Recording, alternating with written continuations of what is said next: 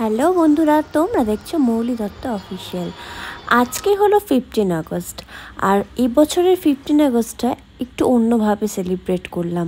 আসলে বুঝতেই পারছো, এখন সেলিব্রেট করার মতো ওই রকম মন মানসিকতা কারোরই নেই, কিন্তু তাও ওই কাজটা তো করতেই হবে না। তাই এবছর 15 আগস্ট যেটা প্ল্যান ছিল সেটা হলো, আমার কাছে একটা সুন্দর অফার এসেছিল।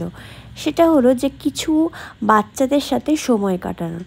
তো বেরিয়ে পড়লাম সেই উদ্দেশ্যে। আমরা টলিগঞ্জ এরিয়াতে গল্ফ ক্লাব অঞ্চলে একটি ক্লাবে গেছিলাম। সেখানে কিছু বাচ্চাদেরকে খাতা, পেন, পতাকা সব কিছু গিফট করা হলো।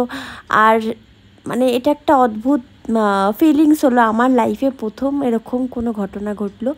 আমি ভীষণ খুশি ছিলাম, আর ওই বাচ্চাগুলোর সাথে সময় কাটিয়ে ভীষণ ভালো লাগলো। আমার সাথে আরও অনেকে ছিল, মানে আমি যে এনজিওটার হয়ে গেছিলাম সেই এনজিওর সব দাদারা ছিল, সেখানকার সবাই ভীষণ ভালো। আর এই কচি কাচাদের সাথে মিশে আমারও ভীষণ ভালো লাগলো, সবার সাথে খুব ভালো লাগলো।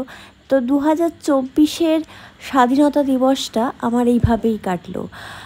তোমাদের ভিডিওটা ভালো লাগলে লাইক কমেন্ট করতে ভুলো না। আমাদের স্বাধীনতা দিবস আজকে এইভাবেই কাটলো।